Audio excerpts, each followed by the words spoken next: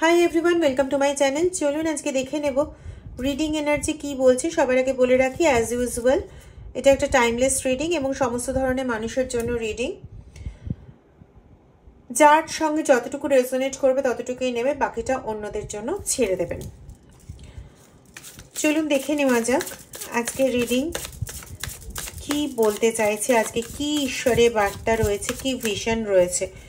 কারণ আমার কাছে যা ভিশন ছিল সেটা যেরকম ধরনের ভিশন, আমি চাইছি না যে সেটা বলতে। দেখা যাক কি বেরোয়।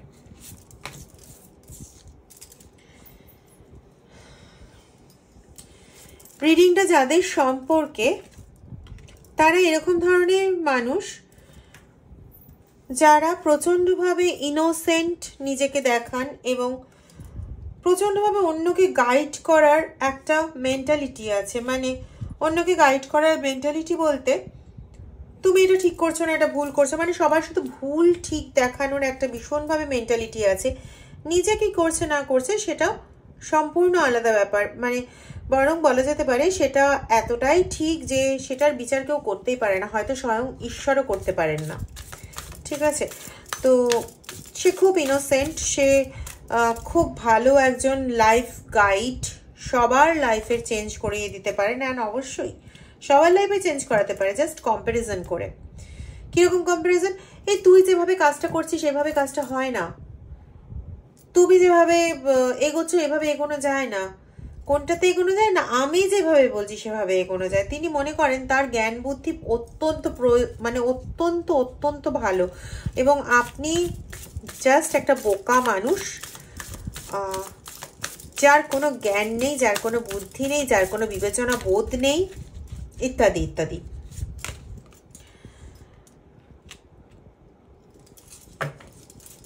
কিন্তু তার না ভাবনা চিন্তার বাইরে এবার যা ঘটছে,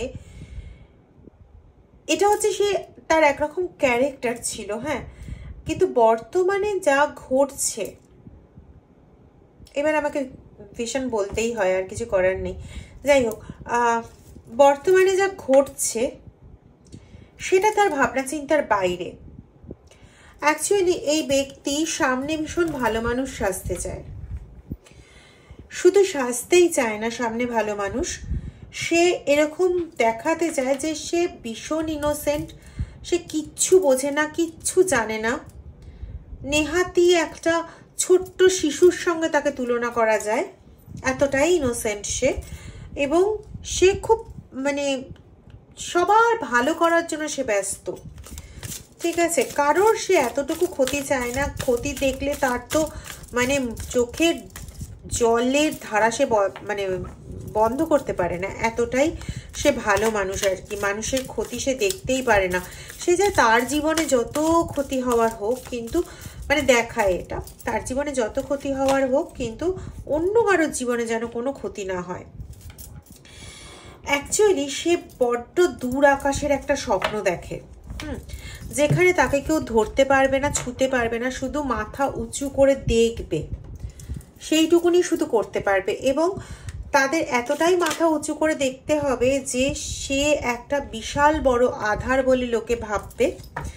তার কাছ থেকে লোকে শুধু জ্ঞান নিতে চাইবে, সমস্ত বুদ্ধি নিতে চাইবে, তাকে লোকে ঘিরে আহা উহু করবে, তাকে একটা মাথার উপর চড়িয়ে রাখবে, তাকে কি বলবো, অল কাইন্ড অফ রেসপেক্ট, লাভ, সমস্ত কিছু তাকে দেবে। ঠিক আছে, সে এরকম ভাবেই নিজেকে দেখাতে চায়। সে নিজেকে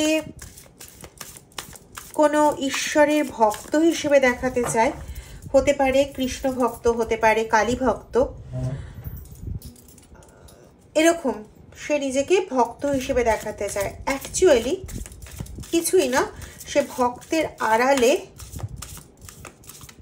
প্রকৃত ভক্তের ক্ষতি সাধনে ব্যস্ত, বলা যেতে পারে প্রকৃত ভক্তের গলা কাটতে ব্যস্ত। আমি বলতে চাইছিলাম না এগুলো। অ্যাকচুয়ালি রিডিংয়ের উদ্দেশ্য এটা হওয়া উচিত না যে আমি কাউকে ভয় দেখাবো, কখনোই এটা হওয়া উচিত না। কারণ আমি একটা তুচ্ছ পাবলিক, যে জাস্ট ইউনিভার্সের বার্তা বা রিডিং এনার্জির বার্তাটাকে মানুষের কাছে পৌঁছে দিচ্ছে, দ্যাটস ইট। কিন্তু ভিশনটা ছিল না তা নয়।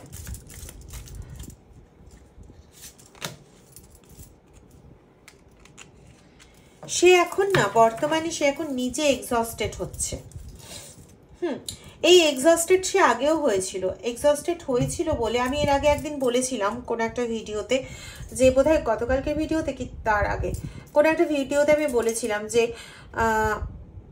আপনি যে এত সোশ্যালি পাবলিকলি মানুষের কাছে এতটা জনপ্রিয় একটা সময় ছিলেন এবং তারপরে আপনার জনপ্রিয়তা ধীরে ধীরে কমে আসে।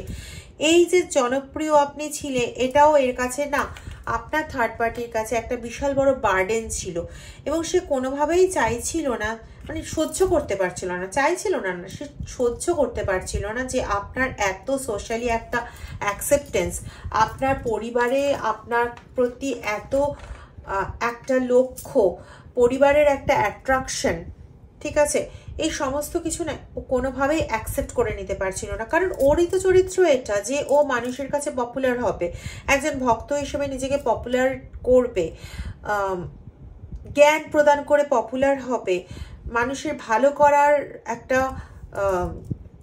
খেলা খেলে ভালো হবে, ঠিক আছে। কিন্তু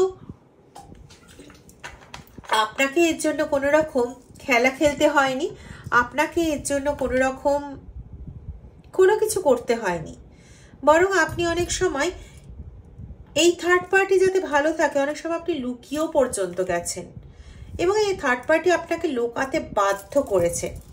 কিছু কিছু জিনিস হয়তো আপনি দেখে থাকবেন, সেটা সামনাসামনি হোক বা ভিশনে হোক, আপনি যদি দেখে থাকেন তাহলে এই রিডিং অবভিয়াসলি আপনার জন্য। সেটা হচ্ছে কেউ কোনো কুকুরকে হার্ম করছে, কোনো সারমেয়কে কেউ হার্ম করছে কোনোভাবে, হয়তো ঢিল ছুঁড়ে মারছে বা লাঠি দিয়ে পেটাচ্ছে, এরকম ধরনের।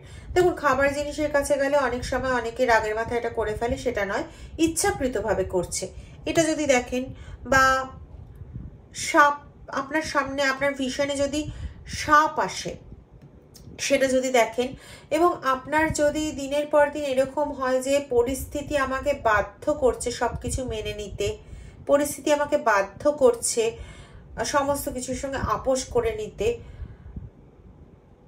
কখনো যদি আপনি খুব রেগে যান, আমাদের মানুষের স্বভাব কি যে আমরা অনেক কিছু, অনেকেরই স্বভাব, বেশিরভাগ মানুষের ক্ষেত্রে স্বভাব হচ্ছে যে আমরা সব কিছু একটা মানে বলে যাচ্ছে বা করে যাচ্ছে, আমরা চেপে যাচ্ছি। ঠিক একটা গ্লাসে জল ভরতে ভরতে সেই জলটা একটা সময় গ্লাসটা পরিপূর্ণ হয়ে গেলে জলটা ওভারফ্লো হয়ে পড়ে যায়, ঠিক সেরকমই সহ্য করতে করতে করতে করতে একটা লিমিট আসে যখন আমরা আর সহ্য করতে পারি না, আমাদের ব্রেকডাউন হয়ে যায়, মানে ফুল আমরা চেঁচাতে শুরু করি বা কিছু করতে শুরু করি, বা এতটাই বীতশ্রদ্ধ হয়ে যায় যে তখন বলি আর কি, আর তো আমার জীবনে কিছু হওয়ার নেই, এবার শুধু মরলেই বাঁচি। তো এরকম ধরনের পরিস্থিতিগুলো ঠিক যাদের যাদের সঙ্গে ঘটছে আজকের রিডিংটা তাদের জন্য। আপনাদের থার্ড পার্টি কোনোভাবে না কি করছে, মানে চরম বাস্তব এবং চরম বাজে, সেটা হচ্ছে আপনাদের থার্ড পার্টি আপনাদের ছবি নিয়ে তান্ত্রিকের কাছে গেছে এবং সেই অনুযায়ী কার্য করিয়েছে, ঠিক আছে, এবং একবার নয় একাধিকবার। কোনো জায়গায় যন্ত্র মেকে তার ওপর আপনার ছবি রেখে কাজ করা হয়েছে, কখনো কারো কারো ক্ষেত্রে, কখনো না কারো কারো ক্ষেত্রে আপনার ছবিকে যজ্ঞে পোড়ানো হয়েছে, মানে যজ্ঞের আগুনে আহুতি দেওয়া হয়েছে, ঠিক আছে, এবং সেখানে কিছু দানা শস্য সেখানে দেওয়া হয়েছে। Yes, King of Pentacles, pentacles energy আসছে, মানে জাগতিক দিককে নষ্ট করার চেষ্টা হয়েছে। জাগতিক দিক বলতে অর্থ, শারীরিক দিক এই দিকগুলো ধ্বংস করার প্রচণ্ডভাবে চেষ্টা হয়েছে। ফায়ার এনার্জি আছে, মানে আপনার মান সম্মানেরও নষ্ট করার চেষ্টা হয়েছে। আপনার রিলেশনশিপ কোনো দিকটাই ছাড়েনি, মান সম্মান, রিলেশনশিপ, জাগতিক ধন সম্পদ এবং শারীরিক দিক, এই দিকগুলোকে নষ্ট করার প্রচণ্ডভাবে চেষ্টা করা হয়েছে। এবং কারো কারোর ক্ষেত্রে না কোমরের সমস্যা,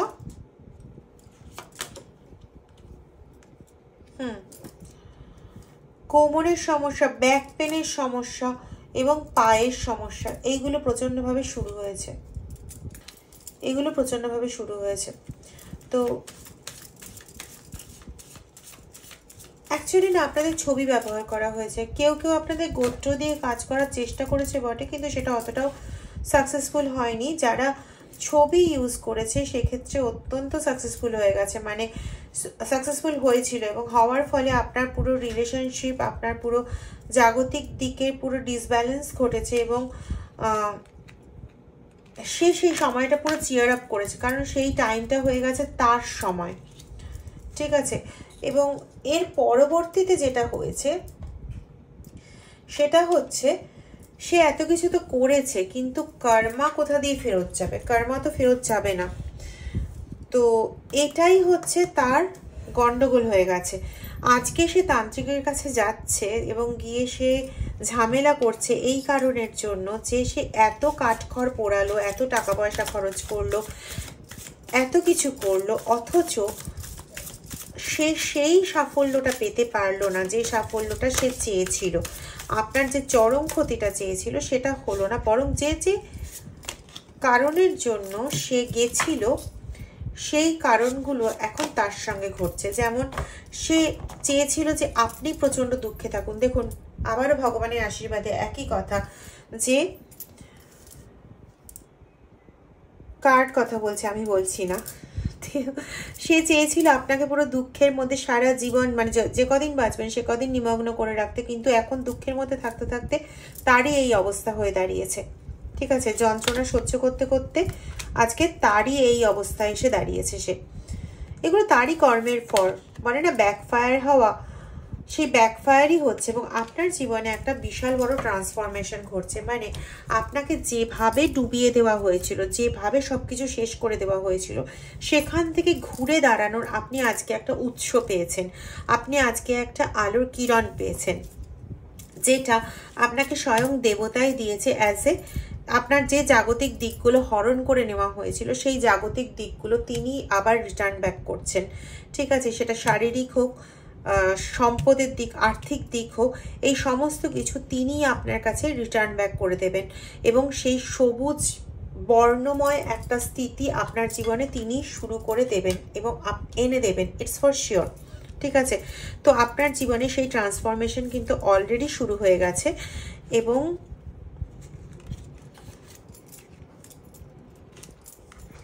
সেখানে আপনার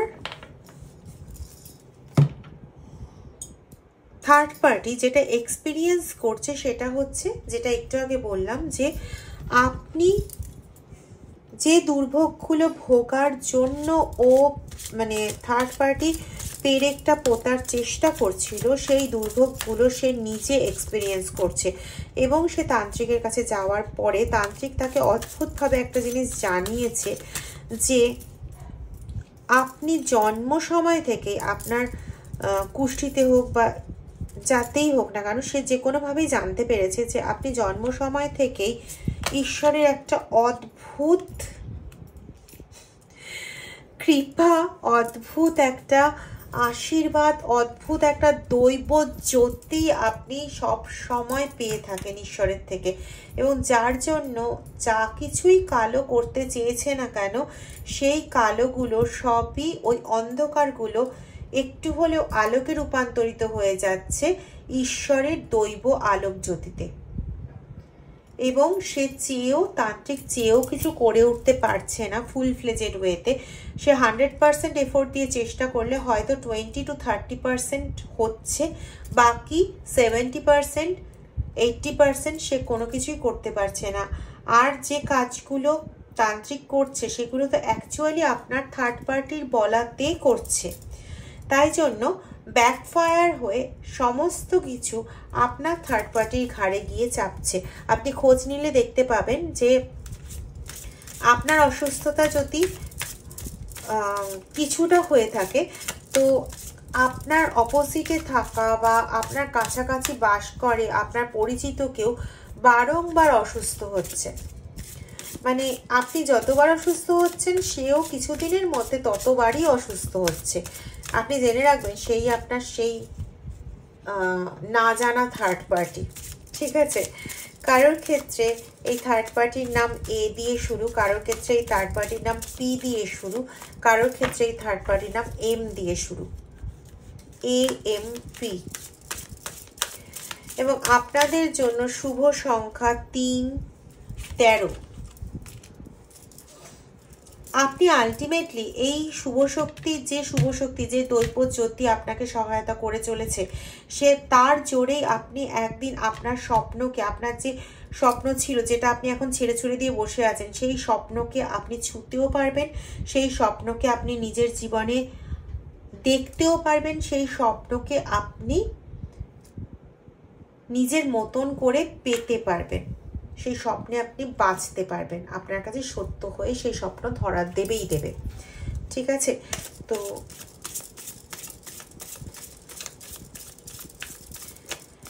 দেখুন আজকে আপনি কষ্ট পাচ্ছেন, আপনার কাছে এটা বক্তব্য হতেই পারে, আমার কাছে যদি ঈশ্বরের এতই আশীর্বাদ আছে, এত কিছু আছে, তাহলে আমি আজকে কষ্টটা পাচ্ছি কেন? কষ্টটা পাচ্ছেন এই জন্য যে আপনি নিজের থেকে কিন্তু কোনো ফাইট ব্যাক করেননি, আপনি ডিপেন্ড করে আছেন সেই ঈশ্বরের ওপর। আর দ্বিতীয় কারণ হচ্ছে আমাদের প্রত্যেকেরই না কিছু কর্মা থাকে। তো এই যে কষ্টটা আপনাকে থার্ড পার্টি দেওয়ার চেষ্টা করলো, এই কষ্টটা মধ্যে দিয়ে আপনার সেই কর্মাটাও কিন্তু এন্ড হয়ে যাচ্ছে, যেটা হয়তো পরবর্তী জন্মের অপেক্ষায় থাকতো বা আপনার জীবনের শেষ ধাপে গিয়ে আপনার পাওয়ার ছিল, সেই কর্মাটাকে আপনার থার্ড পার্টি শেষ করে দিচ্ছে। ঠিক আছে, মানে আপনার থার্ড পার্টি আখেরে গিয়ে আপনার ভালোই করছে। যেটুকুনি কর্মা আপনার জমেছিল, ব্যাড কর্মা আপনার জমেছিল, কাজ করতে গিয়ে আমরা অনেক সময় ভুলচুক করেই ফেলি, জেনে বা না জেনে। ঠিক আছে, তো সেই কর্মাগুলো বা পাস্ট লাইফ থেকে আসা কিছু বাজে কর্মা, যেগুলোকে আপনার থার্ড পার্টি আপনার বিরুদ্ধে এরকম ষড়যন্ত্র করে একটা বাজে পরিস্থিতি সৃষ্টি করে সেই জিনিসটাকে শেষ করে দিচ্ছে, এবং শেষ করে দিয়ে আপনাকে ঈশ্বরের প্রতি যে আপনার অকৃত্রিম ভালোবাসা সেই দিকটাতে আরও বেশি এগিয়ে দিচ্ছে।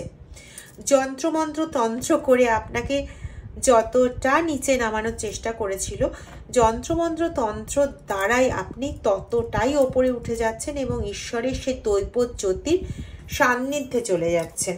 আপনার রিলেশনশিপের মধ্যে যে ভাঙন ধরানোর চেষ্টা সে করেছিল, সেটা পার্থিব রিলেশনশিপে ভাঙন ধরানোর চেষ্টা করেছিল। উল্টো দিকে আপনার সেই পার্থিব রিলেশনশিপের জায়গায় আপনার দৈব বা ঈশ্বরীয় রিলেশনশিপ এতটাই স্ট্রং হচ্ছে যে সেটা যে কোনো কিছু, জাগতিক যে কোনো কিছুকে ঠিক করার জন্য যথেষ্টরও অনেক গুণ বেশি বলা যেতে পারে।